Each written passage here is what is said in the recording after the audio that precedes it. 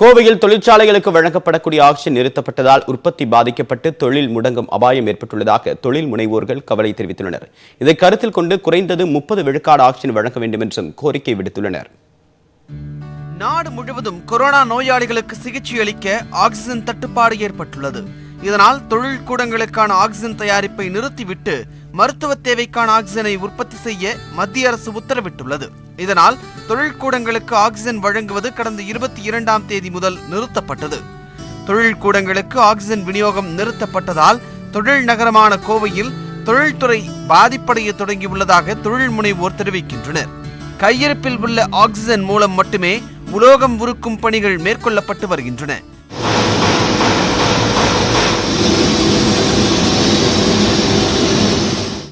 மேலும் சர்வதேச நிறுவனங்கள் ரயில்வே நிறுவனங்களுக்கான உலோக ஆர்டர்களை உரிய காலத்தில் முடிக்க முடியாமலும் வெளிநாட்டு ஆர்டர்களை குறிப்பிட்ட நேரத்திற்குள் அனுப்ப முடியாமலும் உருக்காலை தொழில் முடங்கியுள்ளதாக கவலை தெரிவிக்கின்றனர்.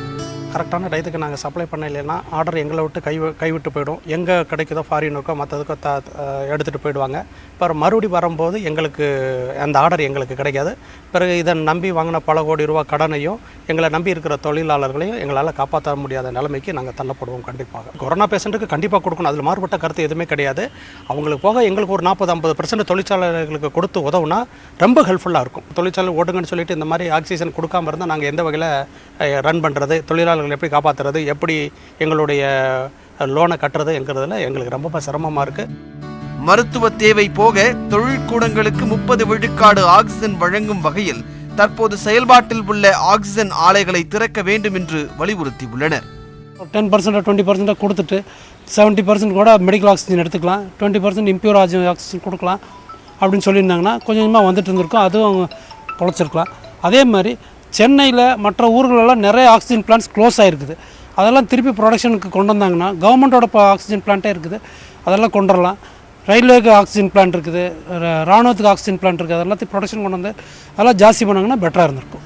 கடந்த ஆண்டு ஏற்பட்ட கொரோனா பாதிப்பிலிருந்து இன்னும் முழுமையாக மீளாத நிலையில் 2வது அலையால் உலோகம் உருக்கும் தொழில் மேலும் பாதிக்கும் நிலை ஏற்பட்டுள்ளது. உலோகத்தை உருக்குவதற்கு லேசர் கட் செய்ய முக்கியமான தேவை ஆக்சிஜன் தான். ஆனால் ஆக்சிஜன் பற்றாக்குறையால் இத்தொழிலே முடங்கியுள்ளதாக உருக்காலை உரிமையாளர்கள் தெரிவித்துள்ளனர். இப்போ ஆக்சிஜன் இல்லாமல் லேசர் இயங்காது. இப்போ அது இயங்காதனால நம்ம லேசர் லோடு இல்லைன்னா அடுத்த வேலையே கிடையாது. லேசர் முடிஞ்சால் தான் பெண்டிங் முடிஞ்சால் தான் வெல்டிங் ஃபேப்ரிகேஷன் ஓடிட்டுருக்கு. அதுக்கப்புறம் தான் டெஸ்பாச் போகும். இப்போ கேஸ் இல்லாதனால நம்ம ஷிஃப்ட் க்ளோஸ் பண்ண வேண்டியதாக இருக்குது. அது அந்த ஒரு அவலக்கடத்துக்கு நம்ம தள்ளப்படுறோம்.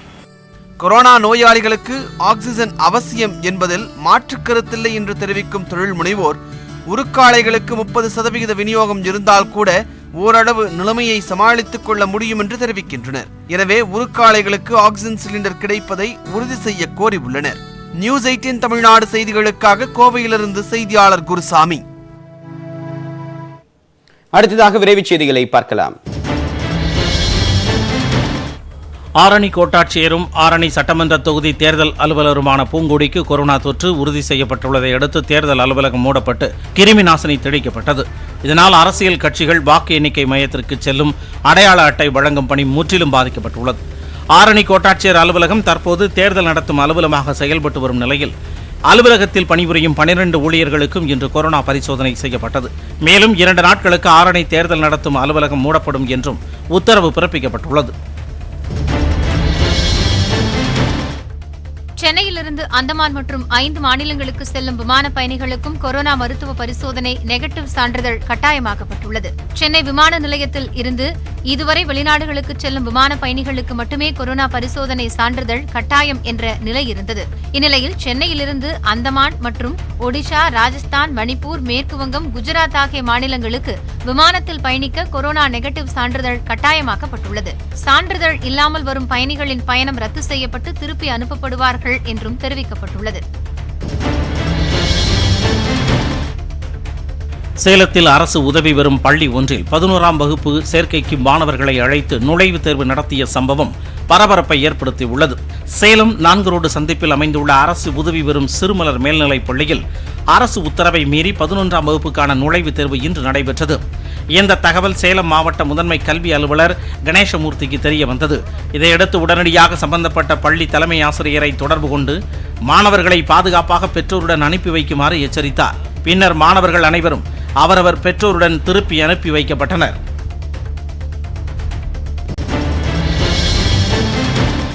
தமிழகம் முழுவதும் நேற்று முழு ஊரடங்கு கடைபிடிக்கப்பட்ட நிலையில் முகக்கவசம் அணியாத 9788 பேர் மீது வழக்கு பதிவு செய்யப்பட்டுள்ளது. மேலும் சமூக இடைவெளியை கடைபிடிக்காத 464 பேர் மீது வழக்கு பதிவு செய்யப்பட்டது. சென்னையில் மட்டும் நேற்று ஒரே நாளில் 512 முகக்கவச வழக்குகளும் 20 சமூக இடைவெளி வழக்குகளும் பதிவு செய்யப்பட்டன. கடந்த 8ஆம் தேதியிலிருந்து இன்று வரை தமிழகம் முழுவதும் 5,73,446 முகக்கவச வழக்குகளும் 17,862 சமூக இடைவெளி வழக்குகளும் பதிவு செய்யப்பட்டுள்ளன.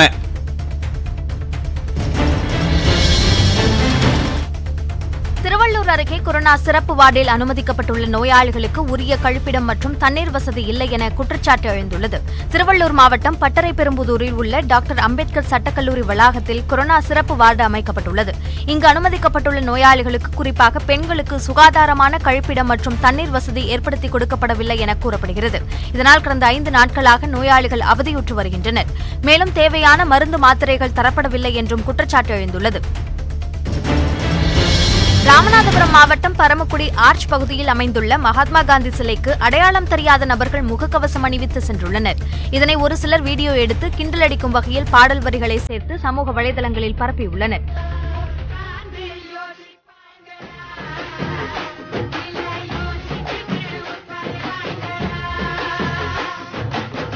இந்நிலையில் அப்பகுதியைச் சேர்ந்த சமூக ஆர்வலர்கள் சிலர் சிலையில் இருந்த முகக்கவசத்தை அகற்றினர். கொரோனாவால் அதிகம் பாதிக்கப்பட்டுள்ள இந்தியாவிற்கு 135 கோடி ரூபாய் நிதியுதவி அளிக்கப்படும் என கூகுள் CEO சுந்தர் பிச்சை அறிவித்துள்ளார். இது தொடர்பான அவரது ட்விட்டர் பதிவில் இந்தியாவில் கொரோனா பரவல் மோசமடைந்திருப்பதை கண்டு கவலை கொள்வதாக குறிப்பிட்டுள்ளார். கொரோனா சிகிச்சைக்கான மருத்துவ பொருட்கள் வாங்கவும் அதிக ஆபத்துள்ள நபர்களுக்கு உதவவும் கியூ இந்தியா மற்றும் யுனிசெஃப் ஆகிய அமைப்புகளுக்கு கூகுள் சார்பில் நிதியுதவி அளிக்கப்படும் என சுந்தர் பிச்சை தெரிவித்துள்ளார். இதனிடையே மைக்ரோசாப்ட் நிறுவனம் சார்பில் இந்தியாவிற்கான கான்சென்ட்ரேட்டர் கருவிகளை வாங்க உதவிகள் வழங்கப்படும் என அந்நிறுவனத்தின் CEO சத்ய நாதல்லா அறிவித்துள்ளார். கேரளாவில் கொரோனா சிகிச்சை பெற்று வந்த மணமகனை கவச உடை அணிந்து மணமகள் திருமணம் செய்து கொண்ட சுவாரஸ்ய சம்பவம் அரங்கேறியுள்ளது. ஆலப்புழா மாவட்டத்தைச் சேர்ந்த சரத் மற்றும் அபிராமி ஆகியோருக்கு திருமணம் செய்ய நிச்சயிக்கப்பட்டது. இந்நிலையில் சரத் மற்றும் அவரது தாயாருக்கு தொற்று உறுதி செய்யப்பட அவர்கள் மருத்துவமனையில் அனுமதிக்கப்பட்டனர். இதனால் திருமணம் தடைபடுவதை விரும்பாத இரு குடும்பத்தாரும் சிகிச்சை மையத்திலேயே திருமணத்தை முடிக்க மாவட்ட ஆட்சியரிடம் சிறப்பு அனுமதி பெற்றனர். இதையடுத்து மாஸ்க், கையுறை மற்றும் கவச உடை அணிந்து மருத்துவமனைக்கு வந்த அபிராமி மாலை மாற்றி சரத்தை திருமணம் செய்து கொண்டார். இந்த புகைப்படங்கள் இணையத்தில் வைரலாகி தம்பதியினருக்கு வாழ்த்துக்கள் குவிந்து வருகின்றன.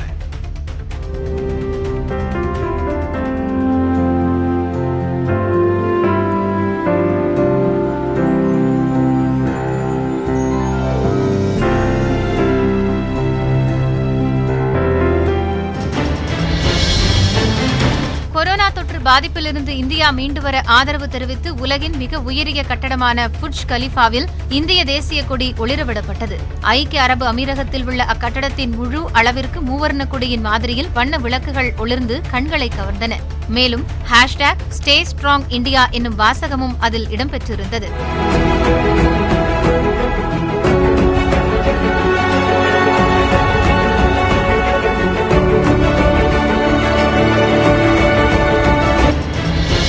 கொரோனா 2வது அலையால் பாதிக்கப்பட்ட இந்தியாவுக்கு அமெரிக்கா, இங்கிலாந்து, பிரான்ஸ் உள்ளிட்ட உலக நாடுகள் உதவ முன்வந்துள்ளன. இந்தியாவில் கொரோனா பாதிப்பு தீவிரமடைந்து வரும் நிலையில் ஆக்ஸிஜன் மற்றும் ரெம்டெசிவிர் மருந்து பற்றாக்குறை காரணமாக பல மாநிலங்களில் உயிரிழப்புகள் அதிகரித்து வருகின்றன. இந்த நிலையில் கொரோனா தொற்றால் பாதிக்கப்பட்ட இந்தியாவுக்கு பல்வேறு உலக நாடுகள் உதவ முன்வந்துள்ளன. கொரோனா தடுப்பூசியை அதிக அளவில் உற்பத்தி செய்வதற்கான மூலப்பொருட்களை இந்தியாவுக்கு அனுப்ப அமெரிக்கா தயாராக உள்ளதாக அந்நாட்டு தேசிய பாதுகாப்பு ஆலோசகர் ஜாக் சலிவன் தெரிவித்துள்ளார். இதேபோல் மருத்துவ உபகரணங்கள், ஆக்ஸிஜன் மற்றும் வெண்டிலேட்டர்கள் இந்தியாவுக்கு அனுப்பி வைக்கப்பட்டுள்ளதாகவும் அவை நாளை இந்தியா சென்றடையும் எனவும் இங்கிலாந்து பிரதமர் போரிஸ் ஜான்சன் கூறியுள்ளார். கொரோனா பரவல் காரணமாக மேலும் 2 ஆஸ்திரேலிய வீரர்கள் IPL தொடரிலிருந்து விலகுவதாக அறிவித்துள்ளனர். இந்தியாவில் தற்போது நிலவும் சூழலை கருத்தில் கொண்டு தொடரிலிருந்து விலகுவதாக ராஜஸ்தான் அணியில் இடம்பெற்றுள்ள ஆண்ட்ரூ டை தெரிவித்திருந்தார். அவரைத் தொடர்ந்து தற்போது பெங்களூரு அணியில் இடம்பெற்றுள்ள ஆடம் ஜாம்பா மற்றும் கேன் ரிச்சர்சன் ஆகிய வீரர்களும் ஆஸ்திரேலியா திரும்புவதாக அறிவித்துள்ளனர். இதனிடையே கொரோனா தொற்றால் பாதிக்கப்பட்டுள்ள தனது குடும்பத்தினருக்கு உதவியாகவும் ஆதரவாகவும் இருப்பதற்காக IPL தொடரில் இருந்து விலகுவதாக தமிழக வீரர் அஸ்வின் அறிவித்துள்ளார். மற்ற செய்திகளை ஒரு சிறிய இடைவேளைக்கு பிறகு பார்க்கலாம்.